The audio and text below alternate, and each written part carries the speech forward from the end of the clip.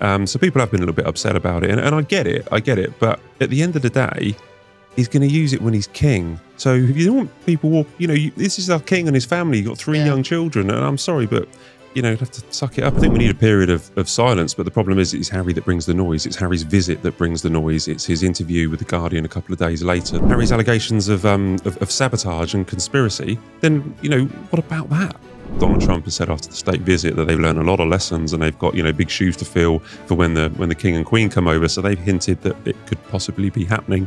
Hello and welcome to a new episode of a Right Royal podcast with me, Andrea. And me, Emily. We're back with another jam-packed episode, and this time the focus is on 2 royal brothers, Prince William and Prince Harry. That's right. The Prince of Wales is making headlines for giving Eugene Levy a one-of-a-kind tour of Windsor Castle. It's an incredible conversation that you won't want to miss. Meanwhile, Prince Harry has returned to Montecito, but things aren't exactly smooth after his brief reunion with King Charles. Just 54 minutes with his father and plenty of headlines. We'll look at what's being said and why there's frustration on both sides with the perceived leaks. Plus, we'll bring you the latest on the King, William and Kate's imminent move, and all the other royal updates you need to know. Right, ready to jump in? Absolutely. Let's go. Hello. Hello. Fancy seeing you here. I know, fancy seeing you. Now, you had a very exciting day earlier this week. Yes, I was lucky enough to see a preview of Prince William's quite extraordinary conversation on the Apple TV Plus show, The Reluctant Traveller. Now, for anyone who's not seen all the publicity around this, it's the Hollywood star Eugene Levy, also the star of Schitt's Creek, which I'm a big fan of, and American Pie. And he is going around the world ticking things off his bucket list. But he didn't quite expect what was coming when he planned to visit Windsor Castle. So we watch him staying at the Goring Hotel, which is, of course, where the Princess of Wales stayed on the eve of her wedding. He stays in the same suite. And the same suite? He gets a letter with some handwritten words on it from William inviting him for a private tour of the castle. And what's really lovely about it is that he was not told that this was going to happen. Really? So you see his genuine surprise to receive this letter. And it's just pretty magical to watch what happens next. What about his reaction when he actually meets the prince? Well, he obviously looks a little bit nervous, kind of nervous excitement. But they clearly just get on really well. I mean, who wouldn't? The result is a very revelatory conversation in which William opens up in a way that's perhaps more candid than ever before. And he's talking about his vision for the future of the monarchy. He's talking about family life, wanting to protect his children and his wife, and some lovely memories of the late Queen and Duke of Edinburgh. So there is so much packed into quite a short episode. Let's go back to the beginning, though. I want to know, how did this project come about? And this has been top secret because we knew nothing about this. Windsor isn't that big. Those who have been to Windsor know Windsor's quite small. They pulled off this incredible recording because they even went to a pub. Without anyone realising. So I want to know if you can tell me, how long when was this recorded and how did it come about? Well, it came about as a result of a conversation between execs at Apple and the Palace. And I think it's fair to say that they recognised a good idea when they saw one. And, this was filmed right at the start of the year, right at the end of January, early February. It was all done in a very relaxed way. Apparently, it all sort of came about fairly organically, the conversation. And what they've managed to capture is a real insight into William's thinking on quite a few topics. So it's it's not an interview, but it could be. It's really, really interesting. So what do you think were the top moments for you? Because you really enjoyed that show and you told me you have to watch it. And I will make time, today, when this is out, Friday, I will be watching it. But tell me, what were your standout moments? Well, I think there's just so much. What is interesting is just how open William is. And some of the things that he discusses are pretty emotional. So he's talking about, and we've seen a bit of this in the trailer already. I was going to say, the trailers have been amazing. Yeah. So we already know that he talks about 2024 being the hardest year of his life.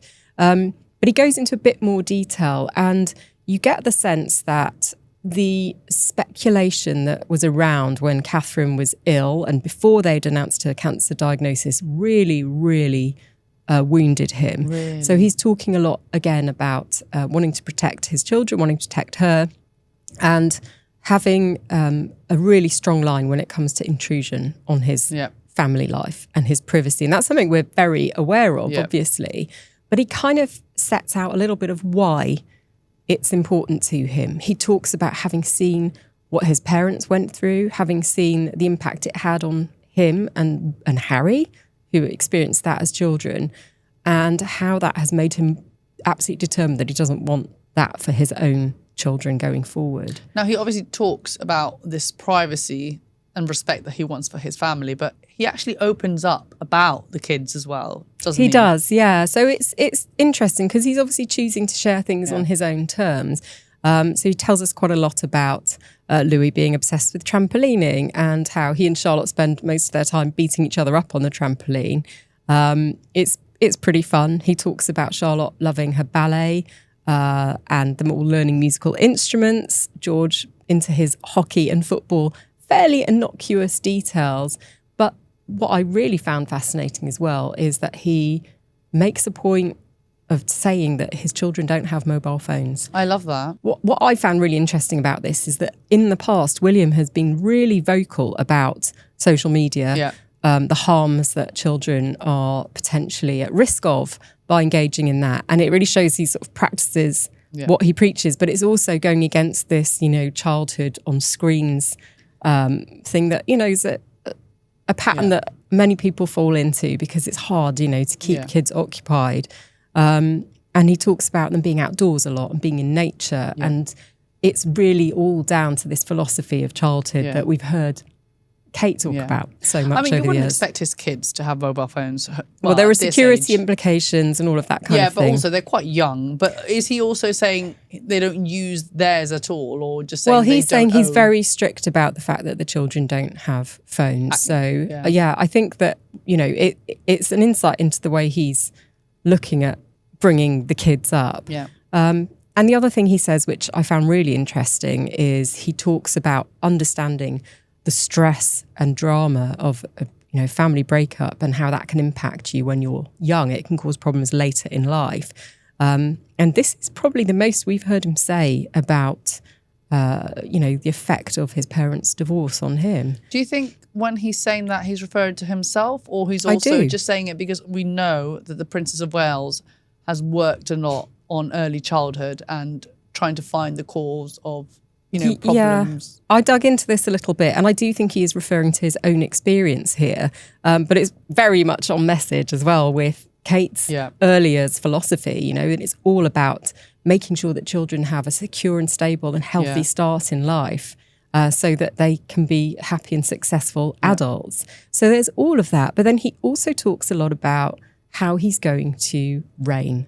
And this is really interesting. If you look back to the last years of the late Queen's life, the then Prince of Wales, Prince Charles, never really talked about how he was going to do things in future. But what we've had from William this year are quite a few moments where he has shared his thinking. Yeah. So we had him in Cape Town last year talking about wanting to do royal with a small r. This time around, he's talking about being really open to change and questioning things. Does tradition mean that you can't change things? And he actually talks about being cautious about being weighed down by history, because he says that if you're too tied to it, you won't change things that need to be fit for purpose. And this is definitely a message that he seems to be making very, very clear. He also says Prince George is better at history than he is. He does. So, I think there are a few, it's interesting, he's kind of really humanising. He makes a joke about always being late for things. He turns up on his electric scooter. Which is not a new thing. We've known for a while that he does scoot around Windsor with his e-scooter. And so do the kids. So it's nice to see that side of it. It is, exactly. So he's there. He's quite self-deprecating in it. At one point, Eugene says, how do how do you know the way around? And he just says, I don't. Oh, he doesn't. I was going to say, well, of course he does. There's quite a lot of humour in it. So some very serious topics. And perhaps one of the most heartwarming bits was when he was talking about the late Queen and Duke of Edinburgh. And he obviously has such happy memories of them. But he says, Windsor to me is her. Yeah. And he's, as he says this, looking out from the King's drawing room at Windsor Castle over the grounds. He points out Eton College, where he obviously was a pupil. And he tells Eugene about coming over to have the best tea ever with the Queen. Interestingly as well, talks about the fact that when he was younger, it was a much more formal relationship, but that once his grandparents hit their 80s, they relaxed a bit. You relax when you get older. Yeah, it all became a lot warmer. And it's just lovely to hear him talking about them in that way. It's funny that he says that, the late Queen was Windsor. I kind of always thought the late Queen was more Balmoral. That's interesting. I mean, obviously they say Balmoral was one of the places she was happiest in, but actually she spent more time at Windsor in general. She was there, every week pretty much when she wasn't at Sandringham or Balmoral, and it's where her horses were. Yeah. So it's where she'd often be seen riding around the estate. He does mention the horses. He does mention the horses. Oh, I can't wait to watch this. It's really special. It's definitely worth a watch. What do you think about this new, I feel like it's a bit of a new Prince William and his more TV, more relaxed. I'm loving it. I think it's a really interesting vehicle he's chosen because it's not a formal interview with a journalist. It's with someone we expect to have a bit of fun along the way. Eugene Levy's obviously known for his comedy roles. And there just seems to be a genuine warmth between them. And he's really taken aback, I think, by how much William has shared with him. But, we're told William really enjoyed taking part in this. And it kind of is a really authentic portrayal of him. It's not stuffy in the way that perhaps a sit-down interview might be, where he's thinking about what the lines are going to be. It's just a really lovely, sort of free-flowing conversation, but he lands some quite serious points along the way. Wow, I can't wait to watch. Now, there's more talk about William, Windsor, security measures, but I thought, why don't we bring our guest in? I think we should. Let's bring in Matt Wilkinson, royal editor of The Sun. I'm very pleased to have him back on the show. Let's do it. Matt, thank you so much for joining us today. It's great to have you back. It's been a while. Yeah. It has. Well, thank you. We always love to have you on a Right Royal podcast. And there's quite a lot going on that you've been closely involved in this week. So let's start, shall we, with what's been going on at Forest Lodge. Yep. Forest Lodge is it's a new forever home for William, Catherine and their 3 children. William's going to be there when he's king. This is the most important thing to really, because we're going to be talking about the security issues, right? Of course, yeah. William's decided he intends this to be the place for him to bring his children up and for it to be his forever home, okay? But we did a story in The Sun. I think our front page headline was "Get Off My Land." I mean, it was a bit cheeky. Classic I think we Sun. called him Forest Grump inside. But the reason is because look, it's his house. It needs to be secure. Yeah. But some of the local residents are a little bit up in arms, as we say in local journalism. They're up in arms about what's been happening. They've had to close off a car park. They've had to close off quite a large area of the wood that members of the public used to walk around. Some people have been talking about getting rid of their membership, because you pay a membership to be able to use. For the car park, isn't it? For the car park, access. and they've been using it for decades. Yeah, exactly. So people have been a little bit upset about it, and I get it. But at the end of the day, he's going to use it when he's king. So if you don't want people this is our king and his family. You've got 3 young children, and I'm sorry, but you have to suck it up. And if you think about the current king, he's got houses. He's got Highgrove, or his place in North Wales, or he's got we've got Sandringham, we've got Windsor Castle. It's an official royal residence. So the Home Office, have had to put in a lot of extra security.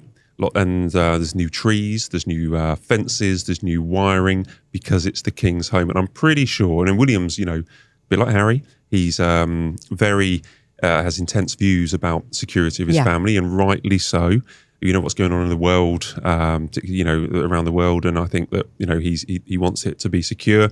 So although I do understand that some of the local people are a little bit sad about losing a bit of their land, it's the future king's house. So let's just give him a break here. And it was pointed out that it's the Home Office. Okay, it's the Home Office that deal with. It's the not security. him saying It's this not is him. what I need. Yeah, it's not him, but I think he accepts it because he wants to have a secure family. Yeah. But he doesn't have any say about security cordons, so we just give him a bit of a maybe. I think people we spoke to were quite understanding of that. They were saying, we love this part of the world, and we can see why William wants to live here. Yeah. But it's a bit sad that the locals can't use it anymore. It's all going pretty fast, so we can assume that they will be moved in before the end of the year, which has been the plan. The hope is, isn't it, that they're in by Christmas. Yeah, we broke the story over the summer saying that he was moving from Adelaide Cottage. It is a bigger house. It's a beautiful house. If you ever get the chance to go down there, you probably can't see it anymore. No, exactly. Because of security. I mean, you're going to get nicked if you go down and have a look around at the moment. Yeah. But yeah, it's a wonderful setting, and I think the idea was to be in before Christmas. There isn't, as far as I'm aware, a specific date of moving in, but Catherine has been looking at furniture. Oh, has she has been measuring up. She has been down there, and I think she selected a very large table, which does make me think about Christmas. Yes. Whether in the future will Sandringham always be the Christmas place for the royal family, or whether there's this large table and this large dining room. They love Sandringham. They do love Sandringham, but Forest Lodge could you never know, could be a Christmas place. It's a family home as well, as opposed to, Sandringham is beautiful residence, but I don't know if you visited. It's very traditional inside. It's still got furniture there that dates back several generations, and I think if you think about the way William and Kate live, they're modern in their approach. They like to have family around the table. We saw them with Carol and Michael Middleton playing cards around the table. Anne Hall. Yeah. It's a very different feel, isn't it, to one of those traditional royal residences that it needs to almost retain its kind of museum-like qualities. You were totally right. I think a lot of these houses that we go to report or to visit, some of the old houses that the royal family have in their portfolio, they're very Edwardian. They're almost Victorian in some ways. Like Balmoral, it was Queen Victoria and Prince Albert's home. It's very Victorian. So William isn't. That King Charles is in many ways kind of very traditional. He enjoys that history. But William is a modern family man, father of three. And this new house strikes me as just a very, almost like an Anne Hall, but for Windsor. Yeah. A little kind of, personal country retreat. And closer reach of London as well, which is going to become increasingly important for him. Just going back to Christmas as well, I'm pretty sure that's where people go to buy Christmas trees at Christmas as well. There's a little kind of outlet, isn't there, that sells trees from the Windsor estate. And that's right next to the house. That is right next to the house. Would you think that's going to be moved? It would make sense. I think let's see what happens this year. I don't think William particularly, or royal household, want to upset the locals too much. But it's almost like a little local event for people in Windsor, where they go down and they get a tree from Windsor Great Park. And they've been doing this for years. It's an outing for local people. Yeah. So there are people up in arms about it. So maybe there could be a middle ground to just keep that location, keep it, royal. Basically. Do you think William and Kate need to volunteer? Oh, what a great idea. Yeah, get them picking trees. Also, we know that they pick their trees there because we've reported on that before, that they've been spotted with their kids picking a tree. So this is the engagement we need to make happen. It needs to be a royal Get job. on the phone to Kensington Palace. Where they're out there dishing the Christmas trees out as a friendly gesture to the locals after upsetting Oh God, I them love about their car park. that. I'll become a local. And there's been something else going on right next to the house as well, hasn't there? Yeah, so Windsor Great Park is vast, it's huge. And I think earlier this summer, they were filming an Avengers movie there. And then they've been filming the latest Harry Potter. I've got to admit, I'm not a massive Harry Potter fan. Sorry to turn people off. It's okay, Emmy's not here. Yeah, with Harry Potter. But they've been filming, I believe it's a local TV show. Yes. The new TV show. But they've laid out the Hogwarts Express, and they've had a track that I believe that Harry Potter and all his schoolmates go, and that's right behind Forest Lodge, and we believe that the children have had a visit there. I mean, it'd be hard to stay away, wouldn't it, if you're a Harry Potter fan, which and most you live children nearby. that age are. And you've got the power. They've been to Lord of the Rings screenings before, or Lord of the Rings filming in the local area as well, because I think there's a lot of filming in that area. Yeah. So yeah, fair play. Another attraction for them. Now, you've been causing a bit of trouble, Matt. What have you done, Matt? Not Sorry, you. what exactly are you talking about? Oh no, I mean in a professional sense. Oh right, the story. Yeah. Right. Yeah. Let's talk about your story about Harry's reunion with his father. tell us what you reported. So we reported front page of the Sun, which, to be honest, it was reasonably innocuous at the beginning. Prince Harry, we revealed that Prince Harry, when he met the King at Clarence House for that very short visit, that he kissed his father on both cheeks. They kissed each other on both cheeks. They exchanged gifts, which was a framed photograph from Harry and Meghan to the King, and the King gave Harry a birthday present because he was turning 41 shortly afterwards. Then they went to have tea, and at some stage, Harry has expressed that it felt like an official visit. I mean, it was an official visit. He went in through the visitor's entrance. He exchanged gifts, and it was a short audience within the King's, busy diary. Now, there had been stories in the US talking about, it was a kind of warm, friendly exchange. But look, we put it to both sides. We said we're running the story. There wasn't that much drama around it. And it wasn't until we look at time zones. I mean, I'm trying to work out what time Harry kind of maybe wakes up and is made aware of this. But it was a long time after when I woke up on Saturday. There was a heavy response back from Harry. It was quite a strong statement, wasn't it? Well, he was talking about sabotage. Like he seemed to think. I mean, as I say, he went in, he kissed his father on the cheek, they swapped presents, and Harry was surprised. Or I think the important word to remember here is what we wrote in that story was joked. Okay, Harry has joked, and I think this word keeps getting forgotten when it's been repeated, that Harry joked in an awkward situation that this felt like an official visit, okay? And Harry seems to think that this was an attempt. I think he was talking about that later. He spoke to somebody else saying that it was men in grey suits, which is... well, you are wearing... Well, this is... this is what you accidental accidental is outfit it you today. that he's warning people about? Well, Clearly, I'm dressed in grey suits today. But no, look, it was basically putting the record straight as this is actually what happened. And I don't think it was that outrageous that they'd swapped gifts. Yeah. A photograph of the children, and that it felt like an official visit. And I'm surprised. I was surprised that the comments that someone who he's talking about, whether it's people at the palace or, we're not going to reveal sources, whether it's people in California. I mean, if you look at my stories in the last 6 months, I've had stories from all over the place, that have been accurate going into the paper. But he seems to be alleging that there's some kind of plot, some kind of conspiracy to torpedo his reconciliation. And my argument is that, is there a major reconciliation? Who's torpedoing this reconciliation? He did an interview shortly after talking about hinting that his father, the next year that he had with his father was a focus. And so I don't think there is a conspiratorial plot to bring down this reconciliation. I think it was just our story was just, one part of describing what had happened. I think you're right as well, because this has to be put in the context of other stories that came before. And there was one in particular about Harry hoping to come back 4 or 5 times a year. And this source quote from somebody in his camp saying that he felt he could be used really to take pressure off his brother. And then, talking about the fact that William had come in for some criticism over his workload.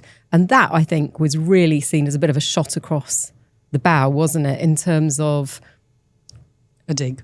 It was seen as absolutely. Was that a conspiratorial plot from people in chinos and open-neck white shirts to persuade the royal family to allow, to give Harry more in? Do you know what I mean? If you're attacking mystical men in grey suits, your story didn't come in isolation, is what I'm saying. So that sort of triggered then a kind of war of words between two sides, and there's clearly a lot of frustration, both from the King's camp and Harry's, over the way things are being played out in the media. I mean, do you see it ending anytime soon?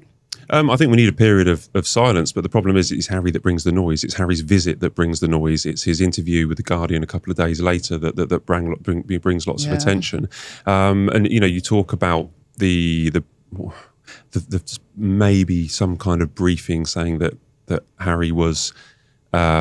looking to come back more, and then the palace sources have come back and say, look, the King is clear. You have no half in, half out. So what is the aim of those briefings? Is as I keep saying, is that a conspiratorial plot from other people not in grey suits? But I thought it's interesting that the palace or sources at the palace have come back after my story and have said that they're kind of bemused, perplexed and saddened by Harry's accusations. I don't think it merited such anger.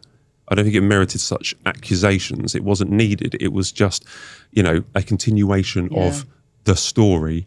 And as I say, I think the official visit line, which we stand by the way, I think it was in the 6th paragraph. I think it was the 6th paragraph of the story. It was all about this reconciliation, kisses on the cheek, swapping of presents, and Harry joked. And that's an important word. It's in the story that's been forgotten. He joked, this feels like an official visit. And I think the reaction was over the top. Is he maybe a bit frustrated or scared? Because this happened when his team and Charles's team met and those pictures kind of came out. And there was this time where we thought it was all ruined. The initial chats that they were having could have been ruined because of this leak. And then this happened. They meet, they have a reunion, and kind of the same thing happens again. I think that, obviously, from his perspective, I think he is frustrated because the focus is apparently just on reconciliation. They've repeatedly said in his camp he doesn't want to come back, be part of the royal family. He's happy in California. This is all about his relationship with his father.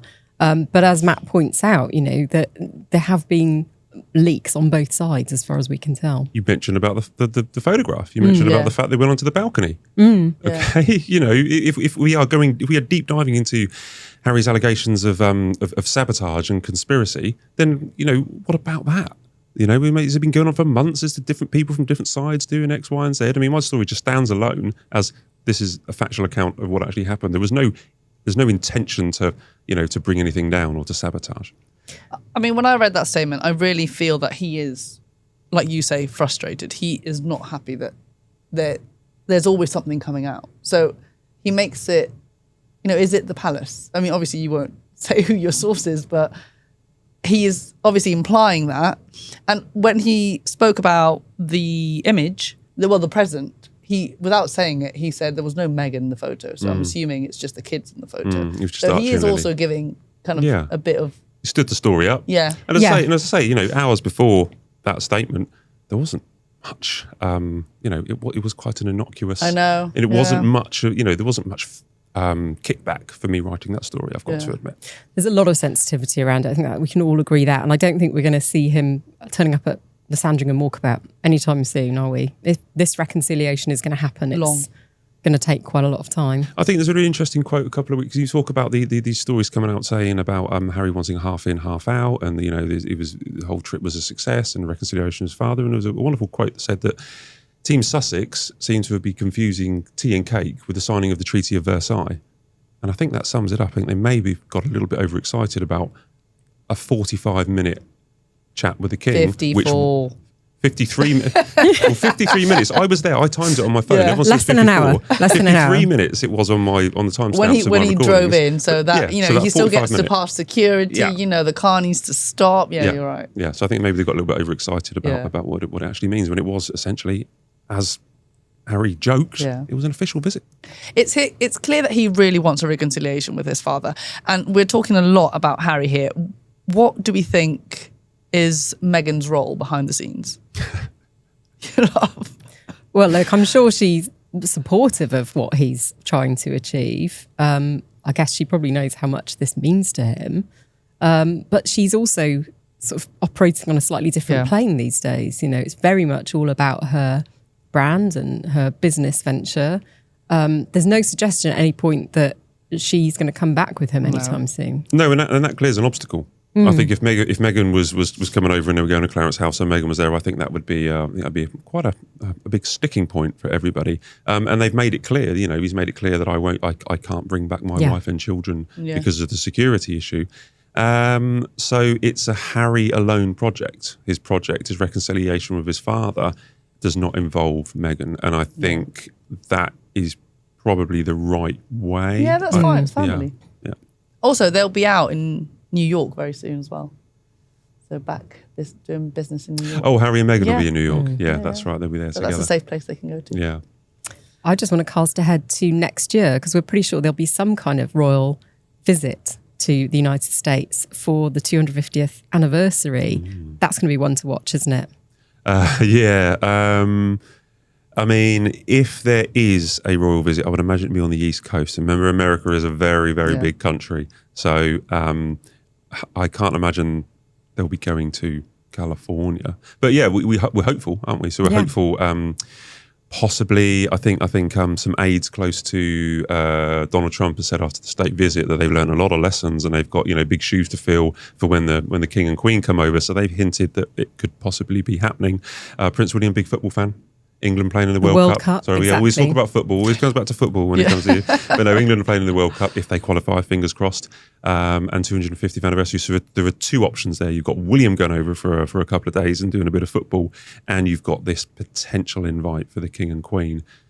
What are you suggesting that Harry and Meghan could be involved in this? I'm not suggesting that at all. I just think it's going to make very interesting watching, isn't it? Yeah. So. And of course, that's not the only hint we've had about an overseas trip in the last few days. We've had it confirmed. That. We have. We've had it confirmed, the Vatican City. So Charles and Camilla will be going to the Vatican City in October. They will be, the King, I think, will have an audience with the new Pope. Pope Leo. Pope Leo the 14th. He met the Pope Francis shortly before he died. We were there was a royal trip there to Italy. Pretty happy to be going back to Rome. Well, I am, but I'm pretty concerned that there's no autumn tour. Yes. Because we were promised when we were in Australia this time last year. We were promised when we all sat down in Samoa and we were told, right, everything's dandy. Obviously King's got cancer and they have to manage his health, but we will be having a full program of royal tours in 2025. We've had 4 or 5 days in Italy, truncated due to the Holy See, because the Pope was ill. 24 hours in Canada, which I'm sure actually was knackering for us, and it was knackering for the King. We don't have an autumn tour. We've literally got an addendum. We've got what was meant to happen in the spring is now happening in the autumn, and that does concern me. We talk about maybe going to the United States. That would be a huge deal because we don't have an autumn tour this year. What could that autumn tour have looked like? Well, we've recently had Duke and Duchess of Edinburgh or the Duke of Edinburgh in Papua New Guinea, then the Duchess of Edinburgh joining them in Japan. Yeah. Apparently that date was fixed because there was a special British Expo and it clashed with the Donald Trump state visit. There was a shortlist. Of course, there was a shortlist. There was a list of potential. There was India and Pakistan. Yeah. And now there isn't one. Yeah. Why is that? Why do you think? Well, they say it's a busy diary because you've had the Trump state visit, which undoubtedly was huge, and I think we are likely to have another. I think there's going to be another incoming state visit. Yeah. So it is a busy time, it is. And of course, state visits are exhausting. Yeah, I mean the King's busy, as we're seeing quite a lot of him at the moment. You saw him yesterday, didn't you? But he's also still undergoing cancer treatment. So I think maybe they need to be realistic about what's workable for They him. have used the phrase abundance of caution in the past, and I think there has been an abundance of caution in this autumn programme. Yeah. Maybe it's not just King Charles, maybe it's Camilla, because Camilla got ill after the last one.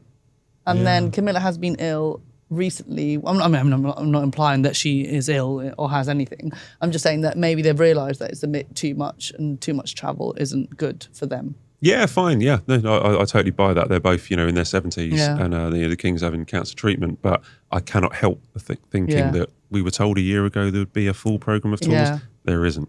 Why? We haven't been told properly. Now, what about Australia? Because we have had the Australian Prime Minister this week talking about the fact that the Prince and Princess of Wales and their children could be heading down under in the next period, I think the words he used. The coming period, he says. In the coming period, It's a strange trade. You accused me of causing trouble this weekend, right? For that innocuous story that really kicked everything off. I'm quoting a Prime Minister of the realm, so But the Prime Minister has literally told the world, we've invited them. We've invited them. Yeah. And you speak to Kensington Palace, well, there's no official invite yet. So he's kind of jumped the gun, but it's very exciting. Yeah. Imagine that. I was thinking about this earlier. They've not been since 2014. Yeah. And they took George. He was 6 months old or 9. Yeah, like 8 or 9 months old, wasn't he? Yeah. And was he called the referendum killer? The Republican Slayer. Republican Slayer. Yeah. Now, when William was in Australia, or every trip that we do, I think William's a great guy. I've got so much respect for him. But all eyes are on Princess of Wales. All right, no matter what happens. If they split up on a walkabout, all eyes are on the Princess of Wales. What happens if they went with their 3 children? Imagine that. Yeah. Catherine has always, stolen the limelight from William when they're together in many cases, and I think he's comfortable with it, and I think we all understand because she's so glamorous and people like her. the three children could steal the thunder, steal the limelight Yeah. from Catherine. It would be absolutely epic if they went out there with the three children. Yeah. I think they would have to carefully think about agreeing to do it, how it would work. They spent, they're very caring for their children, take them out of school, how long will the trip last? But wow, what a trip that was. Wow, I mean, they need to be taking lots of notes in this episode. Well, We've got lots of is plans. a model for it because they did the trip to Canada in 2016 when George and Charlotte were still quite young. They hadn't started school at that point. And they managed it in a similar way to how they managed George when he was a baby in Australia by basing the children in one place and then flying to engagements from there. So they came back every day to the sort of the family base, if you like. And I think that could be one way of doing things. And they could do that in the Easter holidays. Easter holidays are really Or the long. summer holidays. But I covered an engagement with the princess on St. Patrick's Day when she visited the Irish Guards, and she was talking to some Australian people in the mess there. And she said, we're thinking more and more about wanting to take the children, but it's about balancing doing the work and then having some private family time. Yeah. And for a trip like Australia, you really need to give it quite a lot of time, don't you, to get that balance right, to be able to go, but also to be able to show their children in a way that's not pushing them out into the public eye too much while they're still pretty young. But they have support as well. They have Nanny Maria. They do, but it's also about managing the children's exposure, I think. In some ways, when they're babies, it's almost easier because they're less aware of the attention. Well, they know how to manage it perfectly here. I think they could find a way to keep everyone happy there, but it's not impossible. No. It's totally not impossible. And I think I could draw up a plan for them. Yeah, I'm happy to. But honestly, I just think that would be apt. Yeah. That last year when we went with King and Queen was great. But honestly, a lot of people were saying, they were asking about William and Catherine, and they were saying, we'd love them to come over. When are they coming over? Are they going to come over? But yeah, I just think it would be it would be an absolute showstopper if they went with the children. And Albanese, he's set the hair running, hasn't he? He's put it out there. Get your passport up to date. Who else has been travelling? Well, Princess Anne. She took everyone by surprise by popping up in Kyiv this week and meeting President Zelensky. And this is really interesting, isn't it? Because she is the latest member of the royal family to so openly show her support for the country. What did you make of it, Matt? I think rightly so, and she's the right person to send out there. She should literally be the ambassador, if you She ask should have me. knocked Imagine some her in heads together and negotiations. fixed it all by now, knowing Princess Anne. Exactly. She was there for one day, so you never know. She might have achieved a lot. That's long enough, yeah. No, I thought it was great. I thought it was great to see her. Say it was on the advice of the FCO, the Foreign Office government sent out. Slightly different to Harry's, he wasn't there, representing the government. But it feels to me that, look, there could be steps for more senior royal to go. We had the Duchess of Edinburgh. Remember, we always forget that she went there first. Yeah, she went there first. Then Harry snuck in, did what he had to do with his Invictus games, and then Princess Anne. I thought she was great. I thought she was there trying to draw attention to the kind of impact on children. Yeah, which it was very touching. Yeah, which I think is often actually kind of ignored with Ukraine. I thought it was quite a strong visit, but if you can send the Duchess of Edinburgh. If Harry can go in, if you can send Princess Anne, who's next? One to watch also. Yeah. Now, Matt, you were with the King yesterday. I want to know, what did you make of his cake cutting skills? Oh, his cake cutting skills? Quite bizarre. I thought he had the knife upside down, but that might just be the correct way of cutting it. The serrated bit was at the wrong side. He actually kind of commissioned that cake as a fruit cake that he's had before, and it was a kind of celebration of Waitrose and the duchy and the millions that had come from the duchy into the King's charity that had been given to charities. But at the end, there was a cake, and he tried to cut a slice. Got a little bit, it wasn't really working, but I think he did say something. Did you tell him to flip it? You don't know how to cut a cake properly. Have staff to do it. No, he struggled, and he really wanted a bit of the cake. He loves that cake. It's one of his favourite fruit cakes. He commissioned that chef to make that fruit cake, and I think as he left, he said, I've asked to be given like a slice of the cake." What I like about his cake cutting skills is it was not just a struggle. He loves to wave it in the air. I know. There's a photo of him like. Yeah. That's how I think it's we very should all cut theatrical. cakes from that. Yeah. Not with children around. Just when there's adults, maybe.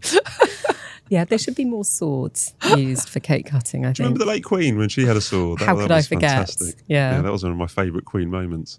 Now, after we record this, he'll be heading back to Scotland. He's got an event for his 35 under 35. These are young people chosen by the King's Foundation to have their work highlighted and to receive mentoring. It's something that he's obviously very passionate about.